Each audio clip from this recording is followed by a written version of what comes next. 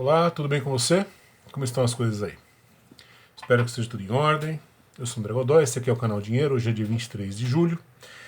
E eu estou fazendo este vídeo para complementar algumas coisas que eu disse no vídeo a respeito do mercado, explicando o que é mercado. E também aproveitando ótimas perguntas aqui que o Alisson... Obrigado, Alisson. Ele mandou uma mensagem aqui com umas perguntas muito bacanas e que eu acho que é bem oportuno tocar nos assuntos que ele levanta aqui. Então a gente vai aproveitar e fazer tudo de uma vez só. Vamos lá, vamos começar com a mensagem que o Alisson nos enviou. Ele diz o seguinte: boa tarde, gostei da explicação de como o mercado determina o preço e a produção das mercadorias, mas isso não significa que sempre haverá demanda reprimida? Pergunta dele. Tudo aquilo que eu falei, aquilo não significa que sempre haverá demanda reprimida? Os mais pobres sempre ficarão de fora das relações de produção e troca? E o que o professor utiliza... Muito obrigado pelo professor. E eu não meritava tanto, como dizem os italianos, viu, Alisson? E o que o professor utiliza como fonte para dizer que no socialismo a produção é determinada sem considerar a demanda e que o preço é determinado sem critérios? Não foi o que eu aprendi com o meu pouco estudo sobre socialismo. Então vamos lá. Vamos começar do começo? Vamos pegar aqui a primeira parte que você mencionou.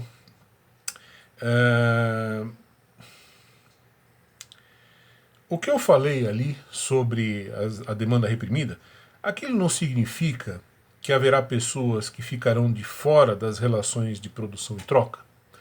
Não necessariamente, Alisson.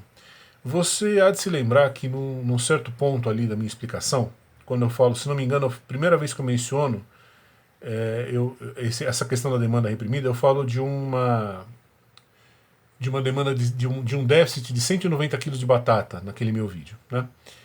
O que eu quero dizer é que ao preço de R$ 20, se bem me lembro, haveria mercado para consumir o mercado consumiria mais 190 quilos de batata se eles fossem produzidos.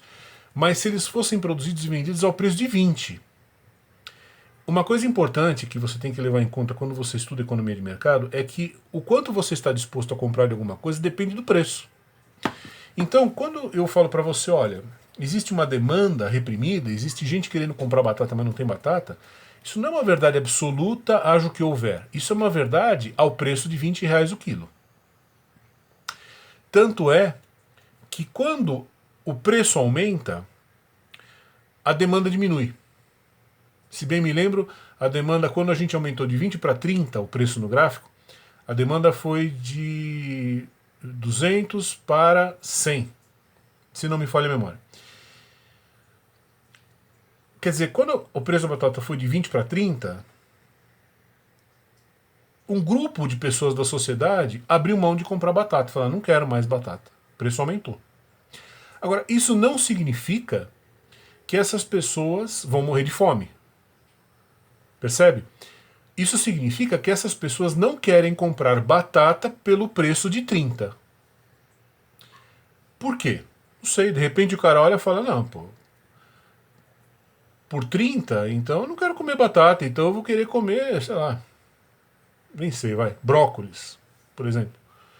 Percebe? O cara muda. Você como consumidor, esse é o seu direito. Você pode olhar e falar, não, peraí, pô, eu queria batata, mas eu queria quando o preço estava 20. Ao preço de 30, aí não me interessa. Eu vou pegar esse dinheiro, eu vou gastar tudo em chocolate. Tudo bem. Repara que quando você tem um aumento de preço, o que acontece? Você precisa desse aumento de preço porque você precisa chamar mais produtores para a atividade. Agora, evidentemente que no que aumentou o preço, uma parte dos seus consumidores não vai mais querer aquele produto. Ele vai querer outro produto. Ele vai trocar a batata por uma outra coisa. Então, veja só, pega o caso aqui do Brasil, por exemplo. Um automóvel novo custa R$ 120 mil. O que as pessoas passaram a fazer a partir do momento em que o automóvel foi de, sei lá, 60 mil para 120 mil? Muita gente falou assim, quer saber? Eu vou andar de Uber. Essas pessoas elas não vão andar a pé pelo meio da rua só porque elas não têm dinheiro para comprar, ou não têm, ou não querem botar dinheiro num carro novo, zero. Ela simplesmente fala, não, com essa grana eu faço outra coisa. Essa é a ideia. Entendeu? Então, não, de modo algum significa que quando você vai ter um aumento de preço, aquele pessoal que vai deixar de consumir batata vai morrer de fome. Não, eles vão. Repara, é mercado. Eles faziam parte do grupo que estava afim de comprar batata, mas por 20. Quer dizer, então eles têm dinheiro. Então eles têm recursos. Só está no mercado quem tem recursos. Mendigo. Até mendigo, na verdade, está no mercado, né? Porque ele pega lá o dinheirinho dele e vai comprar pinga, então ele está no mercado também. Na verdade, não tem, só não está. Eu ia falar, só não está no mercado quem está numa UTI de hospital, mas até ele está no mercado, né? Sem ele saber.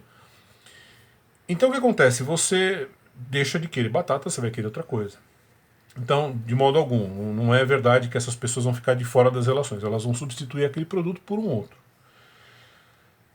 O que o professor utiliza como fonte para dizer que no socialismo a produção é determinada sem considerar a demanda? O que eu uso é o próprio discurso socialista e a prática socialista, porque veja só, eu não sei aqui, você disse que você leu alguma coisa sobre socialismo, não sei o que você leu, não posso falar nada, mas eu vou lhe dizer o que dizem os teóricos marxistas. O mercado tem que ser abolido. Ponto. Você pensar em marxismo com o mercado, bom, então, sei lá, ou não vai ser marxismo, ou não vai ser. Vai ter alguma coisa errada. Né? Provavelmente, quando você fala em marxismo com o mercado, você está pensando na China, que não é mercado. Aquilo não é livre mercado. O que acontece? A centralização do planejamento econômico ela é fundamental, até do ponto de vista do processo revolucionário. Se você vai abolir o mercado, você vai abolir a arena em que aconteceram todas as negociações e barganhas que eu mostrei naquele gráfico do vídeo sobre o mercado. Aquele gráfico é o espelho do que acontece na arena de negociações. A partir do momento que não tem mais arena, foi lá o policial da KGB, deu porrada em todo mundo, desmanchou a feirinha, mandou todo mundo embora, prendeu alguns, tal, a partir do momento que você fez isso, todas aquelas barganhas, repara que aquelas barganhas eram na verdade transmissoras de informação. Ó, eu compro 20, mas pago 30. Ó, eu compro 70 quilos, mas eu só pago 50. Quer dizer, tudo isso é informação. A partir do momento que você desmantelou tudo, que você pegou aquele paninho amarelo que eu tinha, passou na lousa e apagou, falando não tem mais mercado, todas aquelas informações foram embora. Por isso que o socialismo requer o planejamento central da economia. Tem que ter alguém que fala assim, bom, quanto que nós vamos produzir de batata e a que preço? O sujeito ele tem que definir duas coisas, a quantidade e o preço. Agora, imagina você fazer isso sem ter o mercado. Como é que você pode... Imagina, por exemplo, eu chegar para você e falar assim, Alisson, determine aí mentalmente, na base da adivinhação, ou sei lá, quanto de mercadoria, quanto de, por exemplo, agulhas de crochê nós temos que fabricar no Brasil e a que preço? Como é que você vai fazer isso? Os planejadores mais inteligentes, o que eles chegavam a fazer? Eles pegavam uma média do período em que ainda existia mercado, isso aconteceu na União Soviética. Eles pegaram dados históricos anteriores à Revolução Russa, dados estatísticos sobre produção de arroz, tal, não sei o que, fizeram uma média, e aí, com base nessa média, que os planejadores centrais falaram, bom, então agora vamos produzir X quilos de batata a tantos reais o quilo. Só que o que acontece? Quando você faz isso, e repito, isso quem faz são os mais inteligentes. Se você pegar países tipo Vietnã, Cuba, Coreia do Norte, os caras não fazem isso não. Tá? É na base do... O cara fecha, minha mãe mandou bater nesse daqui, escolhe o número e vida que segue. Mas União Soviética, tá? Que os caras eram um pouquinho mais inteligentes. Pegavam uma média histórica e falavam, bom, então, se no passado foi 70 quilos de batata a 50 reais o quilo, então, beleza, o planejador central chega e fala, ó, turma, seguinte, 70 quilos de batata é o que vocês vão ter que produzir e o preço é 50. Ok, num primeiro momento, ok. Só que o que vai acontecer? A sociedade muda, os gostos mudam, a população envelhece, nasce gente, morre gente, pessoas se mudam no lugar, novos chegam, mil coisas acontecem. Então, com o passar do tempo, aquele número que o planejador tinha, 70 quilos de batata a 50, é uma fotografia de um passado muito distante, que já não diz mais nada. Imagina você pegar hoje uma média, por exemplo, eu vou dar um exemplo aqui, maluco, tá? Quantas fichas de orelhão de telefone telefone público, quantas fichas eram consumidas por pessoa no Brasil em 1980, digamos. Ah, X fichas telefônicas por pessoa. Tá bom. Imagina você trabalhar com essa estatística hoje. Você continuar produzindo. Percebe? Por que você continuaria produzindo? Você fala, André, mas por que você continuaria produzindo ficha telefônica? Porque não tem mais mercado, lembra? Nós mandamos os caras do mercado para o campo de trabalho forçado. Não tem mais mercado, ninguém vai inventar mais nada, vai ficar. Vai ter os avanços tecnológicos eles serão mínimos. Certo? Então, você vai ter. Se a população aumenta, quanto da população nova vai consumir fichas telefônicas? Sei lá. Não sei. Repara, você tem uma foto do passado. É uma estatística de. Essa estatística ela vai começar a envelhecer. Durante 1 ano, 2, 3, 5, mais ou menos, daqui 10 anos ela já vai estar caduca. Então você já vai estar naquela fase de produzir talvez menos ou mais do que você precisaria daquele recurso. E aí ou vai faltar mercadoria, ou vai mercadoria para a lata do lixo.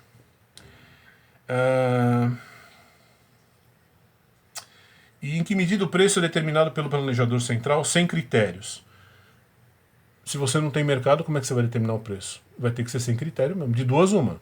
Ou você vai ter que arbitrar um valor, chuta um valor que lhe pareça ok, ou você vai pegar uma base histórica de um passado recente e vai se apoiar nessa base, nesses valores estatísticos recentes para falar, ó, a partir de agora é 70 quilos de batata, R$ 50 o quilo, e à medida que o tempo for passando, a sociedade vai mudando, os gostos vão mudar, as necessidades vão mudar, e essa estatística vai ficar cada vez mais velha, cada vez mais fora da realidade daquela sociedade.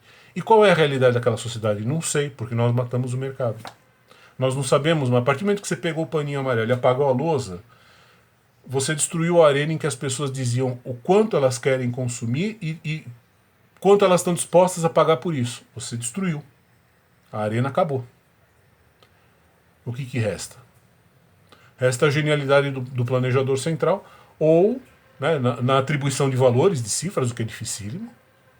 Impossível, né? Porque ele vai ter que arbitrar quanto e por quanto a batata, o brócolis, o morango, a laranja, a carne, a calça jeans, a camisa. Percebe? Não tem fim isso, né? Não dá. Simplesmente não dá. Ou, como eu falei, se ele for um pouquinho mais inteligente, ele usa uma estatística recente, da época em que ainda tinha mercado aberto, usa e, com o passar do tempo, isso também vai acabar dando em nada. Tá bom? Espero ter ajudado, Alisson. Mas é basicamente isso, tá bom? Obrigado mais uma vez pela pergunta e quem mais tiver observações, comentários aqui, por favor, fique à vontade, tá bom? Abraço e até mais.